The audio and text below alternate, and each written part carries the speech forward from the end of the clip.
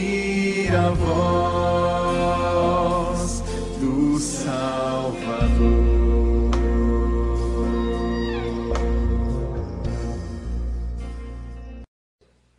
Capítulo 20, João capítulo 20. Hoje eu vou mudar aquela sequência que a gente vem fazendo de aprendendo com os atos de Jesus. Vou trazer uma outra palavra em João capítulo 20, versículo 11 a 18. João capítulo 20, versículo 11 a 18. Maria, entretanto, permanecia junto à entrada do túmulo, chorando. Enquanto chorava, abaixou-se e olhou para dentro do túmulo. Eu vou repetir esse primeiro trecho. Maria, entretanto, permanecia junto à entrada do túmulo, chorando. Jesus havia ressuscitado, os discípulos já tinham ido lá olhar, já tinham visto da ressurreição. Os discípulos voltaram para casa com Jesus, com a notícia de que Jesus estava viva. Maria, entretanto, permanecia junto à entrada do túmulo chorando. Enquanto chorava, abaixou-se e olhou para dentro do túmulo e viu 2 anjos vestidos de branco sentados onde o corpo de Jesus fora posto, um à cabeceira e outro aos pés. Então eles lhe perguntaram: mulher, por que choras? Ela lhes respondeu: porque levaram meu Senhor e não sei onde o puseram. Porque levaram meu Senhor e não sei onde o puseram. Tendo dito isto, voltou-se para trás e viu Jesus em pé, mas não reconheceu que era Jesus. Tendo dito isto, voltou-se para trás e viu Jesus em pé, mas não reconheceu que era Jesus. Perguntou-lhe Jesus: mulher, por que choras? A quem procuras? Ela, supondo ser ele o jardineiro, respondeu: Senhor, se tu o tiraste, diz-me onde o puseste, e eu o levarei. Senhor, se tu o tiraste, dize-me onde o puseste, e eu o levarei. Disse-lhe Jesus: Maria. Ela, voltando-se, lhe disse em hebraico: Rabone, que quer dizer mestre. Recomendou-lhe Jesus: não me detenhas, porque ainda não subi para meu Pai, mas vai ter com meus irmãos e diz-lhes: subo para meu Pai e vosso Pai, para meu Deus e vosso Deus. Então saiu Maria Madalena anunciando os discípulos, viu o Senhor e contava que ele lhes dissera essas coisas. Essa semana eu ia contar uma outra história, vou contar durante a meditação, mas eu passei por uma história, o pastor Roberto estava junto, foi um momento que Deus edificou meu coração, com uma situação muito importante. Nós estávamos agora, acho que sexta-feira, estávamos à tardezinha em casa para a gente conversar, e tinha um grupo de pastores, e aí o pastor Roberto apresentou um pastor que chegou lá e nós conversamos bastante. Depois, à medida que a conversa foi correndo, o pastor Júnior lembrou da história daquele rapaz e falou assim: rapaz, meu pai te conhece, lembra de quando você se converteu. E aí o rapaz resolveu contar a história dele rapidamente para nós. Eu fiquei perguntando, e aí ele disse que era traficante de drogas aqui em Porto Velho. Ele já tinha participado de muitos atos violentos aqui em Humaitá e aqui em Porto Velho. Havia um pastor em Humaitá, inclusive, que ele tinha prometido que ia matar o cara.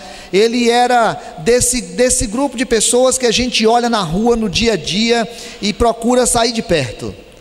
Ele era daquelas pessoas que a gente passa e às vezes vê num canto como noiado, como pé inchado, como qualquer outro desses nomes que nós criamos aqui na região. E ele estava lá, e um dia um jovem resolveu, ousou, acreditou, entendeu que a vida é mais do que a razão, do que a mente racional é capaz de supor, e olhou para ele e disse assim: cara, vamos ali num culto, ouvir uma palavra e tomar uma sopa. E ele disse assim: que eu quero saber de crente, rapaz? Não gosto de crente. não quero conversa com isso. Ele tinha um serviço para ser feito logo depois, alguma coisa do tráfico, e aí ele pensou durante um pouco e disse assim: quer saber de uma coisa? Acho que eu vou comer a sopa desse besta e depois eu vou me embora. E aí foi lá, e quando chegou lá tinha um rapaz falando, e ele disse que olhou aquele rapaz falando e via que o rapaz estava falando dele, e da vida dele, e das coisas dele. E aí ele foi ficando impressionado com aquilo, e passou por toda uma experiência que fez com que ele fizesse uma decisão por Cristo, e ele acertou com Deus naquele dia e falou assim: se o Senhor mudar a minha vida agora, eu vou ser pregador, igual esse rapaz. E aí depois ele foi para um dos chamados encontros com Deus aí, que nós presbiterianos não gostamos muito, e lá ele teve experiências que nós presbiterianos não gostamos muito, e ele saiu de lá e foi pregar de um jeito que nós presbiterianos não gostamos muito, e ele foi falar para outras pessoas que nós presbiterianos não falamos muito, porque a graça de Deus não está presa à igreja presbiteriana e ao jeito de falarmos, nem está preso ao jeito de ninguém fazer ou de ninguém falar, porque Deus continua agindo, creiamos ou não, gostemos ou não, concordemos ou não, porque Deus continua fazendo, porque aquilo que Deus prometeu continua sendo fato, porque aquilo que Deus falou continua sendo palavra de Deus. E ou nós acreditamos nas palavras de Deus, ou nós não cremos no Deus da palavra. Ou nós fazemos das promessas de Deus uma verdade absoluta para a nossa vida e nos apegamos a essas promessas como sendo a nossa verdade última. Ou vamos vivendo uma espécie de subcristianismo, de alguma coisa seca, árida, que se manifesta só numa alegria de cântico, ou se manifesta só no abraço do irmão, mas nós não vamos percebendo que Deus continua fazendo uma obra que transcende a nossa mente, que transcende a nossa fé, que transcende a nossa compreensão, porque Deus não depende de nós. Mas quando nós nos adaptamos ao querer de Deus, às vontades de Deus, à ação de Deus, quando nós nos adaptamos à promessa daquilo que Deus falou, a nossa vida ganha sentido, a nossa espiritualidade ganha força, e nós conseguimos reagir às intempéries da vida, e reagir inclusive às fraquezas da nossa fé. Jesus passou ensinando durante 3 anos aquelas pessoas. Jesus foi falando para elas quem Ele era. Jesus foi se mostrando a cada um deles intensamente, porque Jesus falava, mostrava, fazia milagres. Na hora que estava todo mundo muito animado, Jesus falava para ele: moçada, agora deixa eu dizer uma coisa para vocês. Isso aqui está tudo muito bom, isso aqui está tudo muito legal, dias atrás eu preguei sobre isso, isso aqui está tudo muito jóia, mas eu vou passar por uma pedreira muito grande.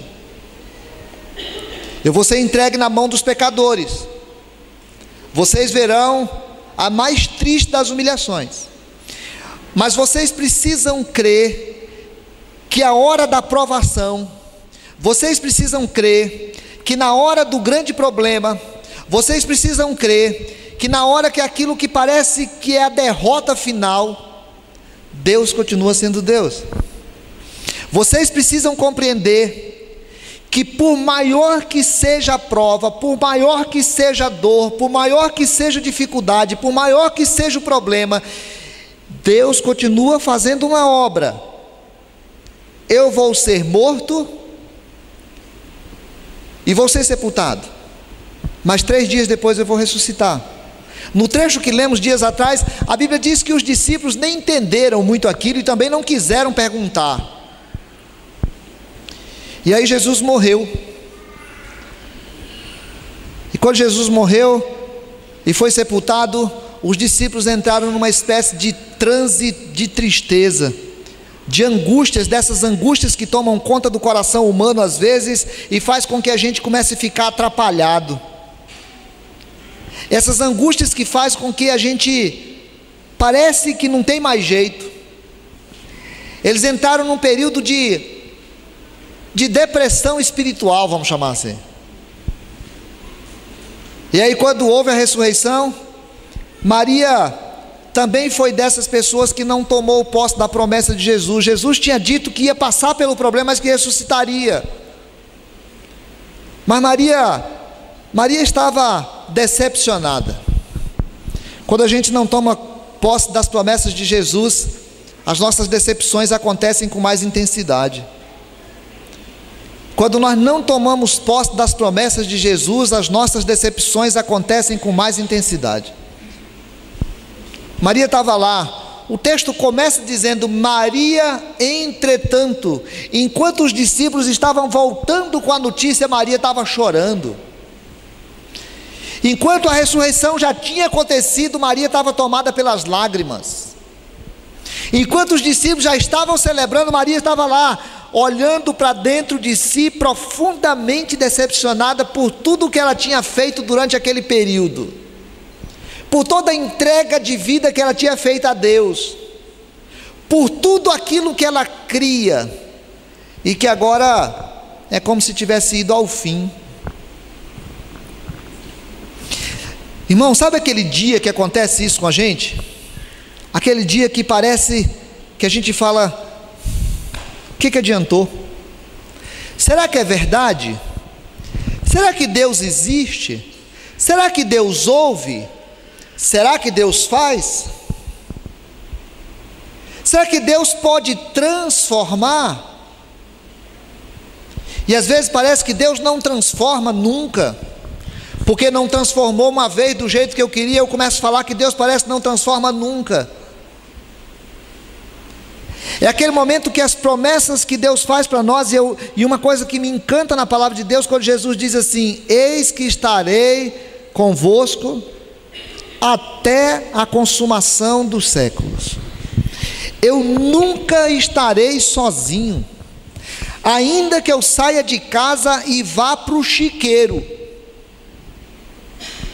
eu nunca estarei sozinho. No dia que a minha vida estiver vitoriosa e eu estiver celebrando com muita alegria qualquer coisa, o Senhor Jesus estará comigo. Mas no dia que eu estiver trucidado, arrebentado, decepcionado com qualquer coisa que tenha acontecido, o Senhor Jesus estará comigo, porque Ele prometeu. Se Jesus prometeu, Jesus não prometeu, nós falamos a semana passada aqui, Jesus não prometeu gerar filho para todo mundo, Jesus não prometeu curar todas as doenças, Jesus não prometeu que eu ficaria rico, Jesus não prometeu que eu casaria, Jesus não prometeu que eu não ficaria viúvo, Jesus não prometeu nada dessas bobiças que às vezes a gente fica procurando. Mas Jesus prometeu que estaria comigo até a consumação dos séculos. Jesus prometeu que um dia voltará, que todo olho verá. Eu não entendo, eu não sei como é, mas eu creio, porque isso é palavra do meu Senhor. Jesus prometeu que aquele que vive, ainda que morra, viverá. No dia que hoje eu fui orar agradecendo pelo aniversário de 70 anos da minha sogra, e estava lembrando do meu sogro. Meu sogro, nós brigamos muito, mas o meu sogro me impressionou na vida, num monte de coisa. E eu sou muito feliz quando lembro do velório do meu sogro, porque o velório dele foi marcante na minha vida, assim.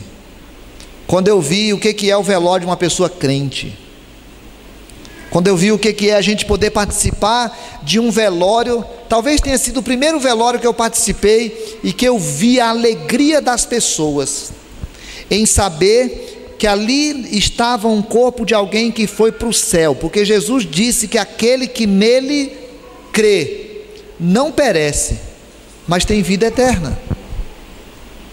Meu irmão, você acredita nisso? Você crê que as promessas de Deus não estão mais limitadas às dores, às angústias e aos momentos do tempo presente?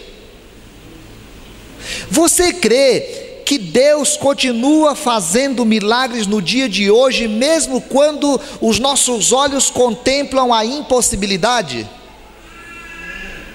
Você crê que Deus pode mudar e reverter qualquer situação que assim Ele queira? Maria tinha olhado Jesus naquela cruz, Maria viu o corpo de Jesus sendo tirado, Maria viu o corpo de Jesus sendo ressuscitado, Maria tinha certeza que agora não tinha mais jeito. Jesus tinha dito que ressuscitaria, mas ela não acreditava direito nisso. Era muito para a sua fé. Olha, no dia que nós perdemos a confiança nas promessas de Jesus, as decepções acontecem na nossa vida com muito mais intensidade. Então eu quero te convidar hoje para uma primeira coisa. Tome posse, irmão, das promessas de Jesus. Tome posse daquilo que Jesus fala.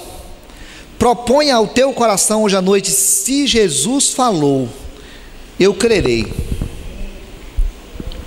Se Jesus falou, eu crerei. Se você não for capaz de crer, diga para Jesus: Senhor, aumenta a minha fé. Porque os discípulos um dia, quando Jesus propôs para eles alguma coisa que estava além da sua fé, e eles ficaram assustados, eles olharam para Jesus e falaram: Senhor, aumenta-nos a fé. Então diga para o Senhor: Senhor, ando com a minha fé debilitada, Senhor, ando com a minha fé enfraquecida, Senhor, ando meio desanimado, e estou te pedindo hoje: aumenta a minha fé. Senhor, não deixa eu viver essa espécie de subcristianismo que me deixa desanimado, às vezes sem acreditar mais que o Senhor pode transformar, que o Senhor pode mudar. Quando a gente perde a confiança nas promessas de Jesus, nós nos decepcionamos com mais intensidade, e nós ficamos presos com mais intensidade àquilo que vemos. O nosso olhar fica apaixonado pelo material, o nosso coração fica dependente do visível. Nós começamos a construir a nossa vida, a nossa história, a nossa expectativa naquilo que vejo. Se vejo, creio. Se não vejo, não creio. Eu estou doente, eu preciso ver o médico, o hospital, o comprimido. Estou solteiro, desesperado, chamando Jesus de Jacó. Eu preciso ver o noivo, a noiva. Estou grávida, mas preciso ver o filho. Não estou grávida e quero ver o filho. Estou desempregado e quero ver o emprego. Nós ficamos dependendo do que vemos, e a nossa fé vai ficando assim, desanimadinha, porque nós só somos movidos pelo que cremos ou pelo que vemos. E a Bíblia diz que a fé é crer naquilo que não se vê. Eu preciso de vez em quando na minha vida tomar posse do invisível. Eu preciso ter a minha vida motivada, mobilizada e empurrada pelo invisível. Eu preciso fazer e mover a minha vida em cima daquilo que não estou vendo, porque senão eu viro um crente medíocre. O que é um crente medíocre? É aquele que fica na média. Ele fica na média, ele só vê o visível, ele se apaixona pelo visível, e ele se encanta com o visível, ele quer o visível, e ele é capaz de, decepcionado, olhar para o próprio Jesus que aparece à sua frente. Aparecem anjos e ele não os vê, conversa com os anjos: olha, você viu o meu Senhor? Por acaso viu o meu Senhor? Ele olha para Jesus, Jesus aparece a ele, e ele diz assim: Senhor, se por acaso você viu o meu Senhor, por favor, me devolva, que eu quero o corpo dele. Que corpo, minha filha? Para que tu quer corpo? Mas eu sou encantada com o corpo de Jesus, porque até hoje eu vi o corpo, porque até hoje eu vi o visível, porque até hoje eu palpei o palpável, porque até hoje eu toquei o tocável, porque até hoje eu estou dependendo daquilo que vejo, então eu quero aquilo que vejo. Ei, você não entendeu, cara? Teve um momento lá atrás que eu disse para você que o visível seria tirado, que o invisível viria sobre vocês e que o invisível lhes ensinaria todas as coisas. Teve um momento que eu disse para vocês que iria e que o Consolador viria. E o Consolador não é visível, o Consolador não é palpável, o Consolador não é tocável. É preciso que você aprenda a ver o invisível. Olha, irmãos, quando a gente perde comunhão com as promessas de Deus, a gente fica mais dependente do visível, fica procurando o visível, fica dependendo do visível.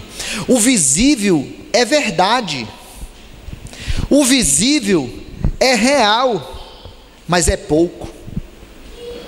Em alguns instantes, o visível é absolutamente suficiente, mas em alguns instantes o visível é muito pouco. Às vezes, na doença, ver o médico é maravilhoso, o hospital é maravilhoso, o aparelho é maravilhoso. Que bom que existem os médicos, os hospitais, os aparelhos, os remédios, mas só eles não são suficientes. Eles não conseguem resolver tudo na vida da gente. Que bom que existem psicólogos, coitados, às vezes eles são tão poucos. Que bom que existe dinheiro, mas às vezes o dinheiro não resolve nada da vida da gente. Que bom que existe a previsibilidade, mas às vezes a previsibilidade não ajuda nada. É preciso que eu aprenda a tomar posse das promessas de Deus e crer nas promessas de Deus, porque senão eu vou ficar buscando o corpo de Jesus e não mais o Jesus do corpo. Porque senão eu vou querendo, eu quero pegar o corpo de Jesus. A Maria Madalena tinha dito assim: eu quero pegar o corpo de Jesus para passar perfume, porque eu quero manter o corpo de Jesus, eu quero deixar o corpo de Jesus aqui. Que corpo, rapaz! Irmãos, cuidado com a fé que te tira o visível, mas cuidado com a fé que te tira o invisível. A fé que tira o invisível não é fé, é faculdade, é racionalidade. Se nós não formos mais capazes de ver o invisível, não temos a fé. Quando perdemos o contato com essas promessas de Jesus, nós ficamos mais suscetíveis às decepções e ficamos mais dependentes do visível, mas também nós ficamos menos sensíveis aos milagres. Quando a gente perde confiança no Senhor, quando a gente perde confiança nas promessas, quando a gente perde confiança num Deus que é capaz de fazer muito mais do que aquilo que vemos, nós não percebemos os milagres. Os milagres acontecem e nós não os vemos como tais. Jesus tinha ressuscitado, Maria estava vendo o milagre, mas não percebia que Deus estava fazendo. Maria estava olhando para o Cristo ressuscitado, mas não via. As coisas estavam acontecendo, tudo aquilo que tinha sido prometido estava acontecendo diante dos seus olhos, mas ela tinha perdido confiança na promessa. A história da salvação, aquilo que Jesus Cristo veio fazer na cruz, aquilo que Jesus Cristo estava pagando ali, tudo estava se completando de acordo com a promessa de Deus. E lá no livro dos Atos diz que tudo aquilo estava previsto por Deus, mas Maria não entendia. Querido, Deus não perde o bonde da história, Deus não perde o controle sobre a tua vida.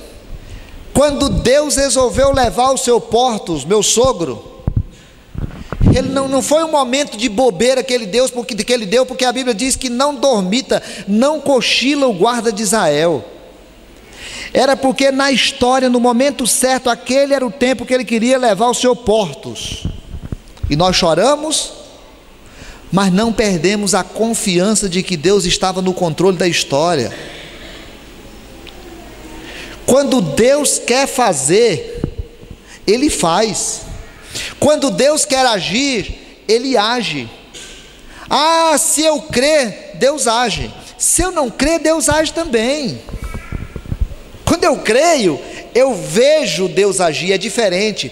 Quando eu creio, eu percebo Deus agindo. Quando creio, entendo que é Deus que está fazendo. Quando creio, eu sou capaz de pegar um barco e atravessar o rio, e quando chego do outro lado do rio, eu digo: oh Deus, muito obrigado, o Senhor fez um milagre. Quando creio, sou capaz de pegar um avião de uma cidade para outra cidade, e quando chega lá, falo assim: oh Deus, muito obrigado, o Senhor fez um milagre. Quando creio, sou capaz de sair de carro do centro da cidade 5 horas da tarde, e na hora que chego em casa, passar por tudo isso, sou capaz de parar para poder dizer: Senhor Deus, o Senhor fez um milagre. Meu irmão, Deus está agindo na tua vida, está cuidando da tua vida, está transformando a tua vida, está fazendo um milagre na tua vida todos os dias, e nem sempre você percebe, porque perdeu a fé, porque perdeu a confiança, porque perdeu a intimidade, porque perdeu a capacidade de entender que quando Deus falou, Ele estava falando porque Ele era Deus. Semana passada nós tivemos aqui a ordenação do Manuel, presbítero da igreja.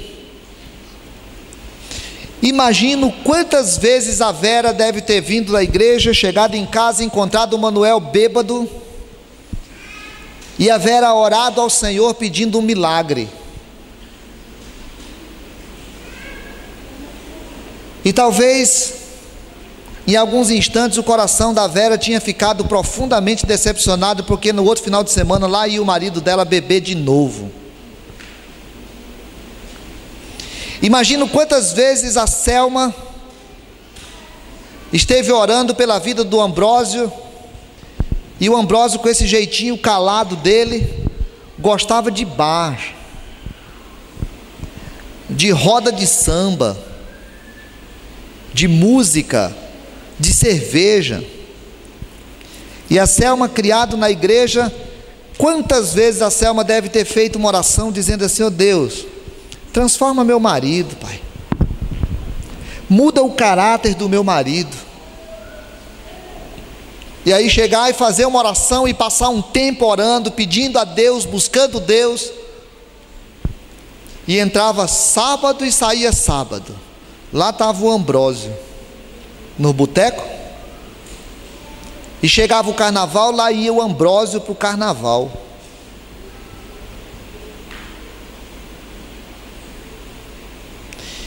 E talvez a Selma, que tenha orado durante tantos anos, em algum instante ela tenha perdido a comunhão com as promessas, e talvez em alguns instantes ela tenha desanimado e não percebido o que Deus estava fazendo.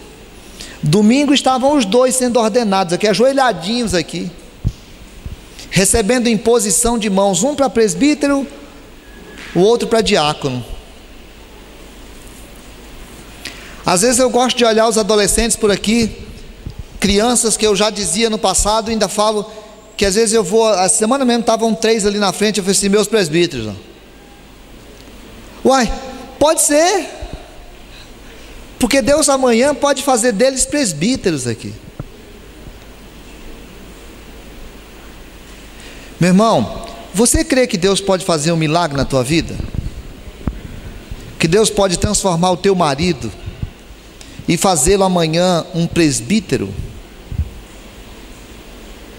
Você crê que Deus pode transformar esse teu filho rebelde em uma bênção nas mãos de Deus? Você crê que Deus pode mudar o teu caráter, aquele ponto que você acha que não tem mais jeito? Você crê que o noiado que você vê na rua, chapado de droga, Um dia você pode chegar para ele, colocar a mão nos ombros dele e falar assim: fulano, deixa eu te falar uma coisa, Jesus te ama.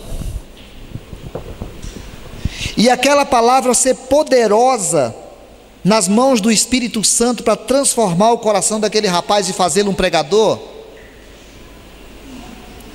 Você crê que você pode encontrar um menino de rua, desses que ficam aí tomados por drogas, sem família, largado, e que você pode ser um instrumento de Deus uma hora para falar para ele assim: cara, você não quer ir para um centro de recuperação? Cara, eu posso fazer alguma coisa por você? Você crê que você pode ser um instrumento de Deus amanhã, na hora que você vir um centro de recuperação, na hora que você vê uma propaganda da Visão Mundial, que você pode botar R$30 no mês lá na mão da Visão Mundial, e a Visão Mundial pode sair pegando meninos de ruas e transformando eles em missionários? E amanhã você vai estar num culto, daqui 10 anos, daqui 20 anos, talvez não você, mas talvez alguém teu, ou talvez outra pessoa, e você vai estar num culto domingo à noite, e aí você vai ver um pastor aqui na frente e falar assim: eu quero pedir para o missionário Jorge fazer oração de confissão. E o Jorge se levanta e fala: Senhor, muito obrigado, porque a gente pode consertar a nossa vida contigo hoje. Era só um menino de rua, sem família, largado, nas ruas de Belo Horizonte. Agora missionário aqui, trabalhando e sentando aqui, orando hoje, agradecendo, porque hoje nós podemos fazer um concerto com Deus. Querido, não perca. Se estiver perdendo, vá buscar. Se está faltando intimidade, peça. Busque, se humilhe, reconheça, chore, clame, faça o que tiver de fazer. Tem que colocar o rosto na terra, pano de cinza na cabeça, como a gente leu de manhã lá no livro dos Atos de Jó. Faça o que fizer. Tem que fazer jejum, faça. Tem que fazer corrente de oração, faça. Faça o que for preciso, mas busque comunhão com Deus. Porque um crente, quando perde comunhão com as promessas de Deus,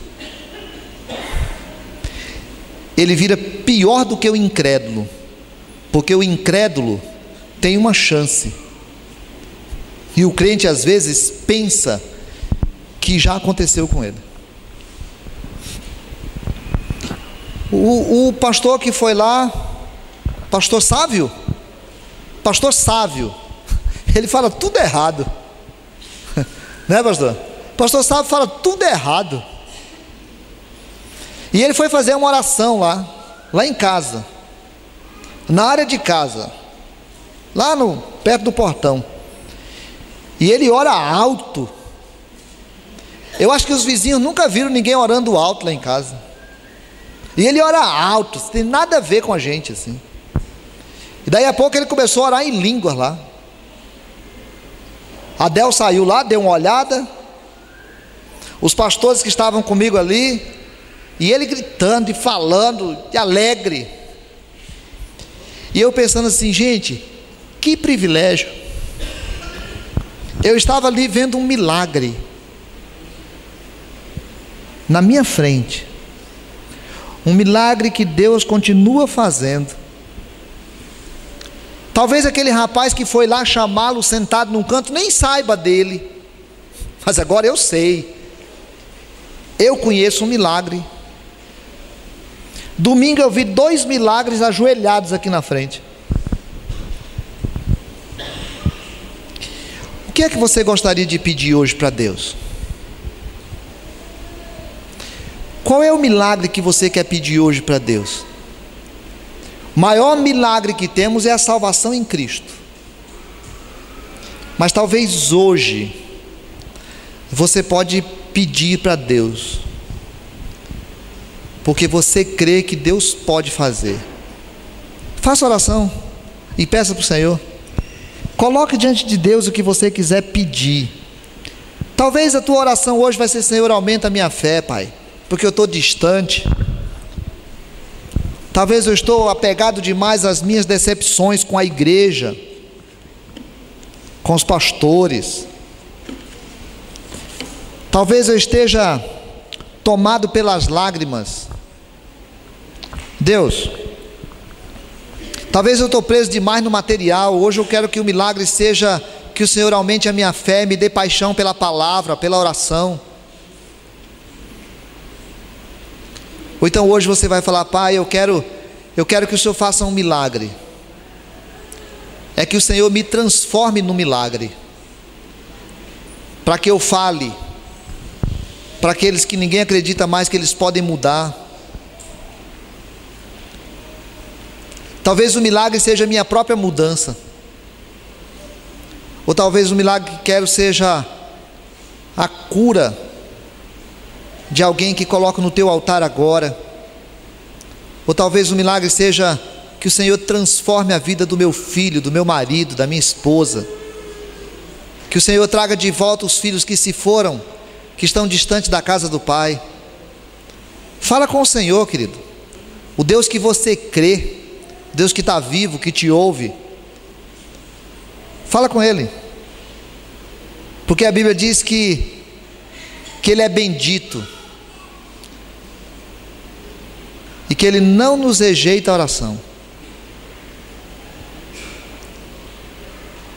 Porque a Bíblia diz que se nós o buscarmos de todo o nosso coração, seremos ouvidos por Ele. Fala com Deus, irmão. Creia que Deus está aqui, ouvindo o teu coração.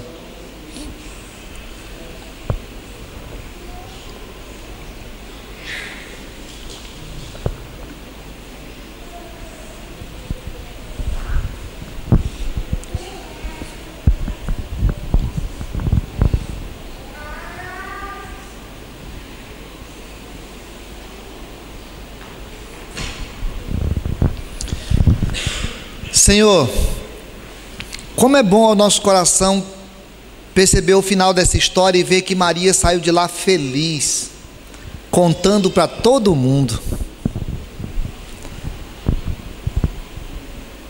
Quantas vezes nós nos sentimos exatamente como Maria, tomados pela dor, pela preocupação, pela ansiedade, por causa da fragilidade da nossa fé, por causa do excesso dos nossos racionalismos, por causa da dependência do visível.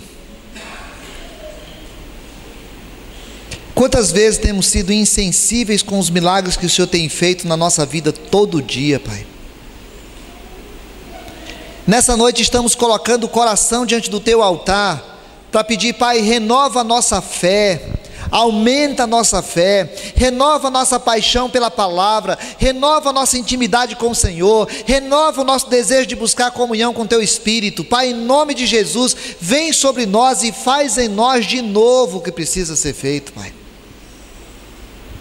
Pai, não nos deixa vivendo a subfé, o subcristianismo, a subintimidade.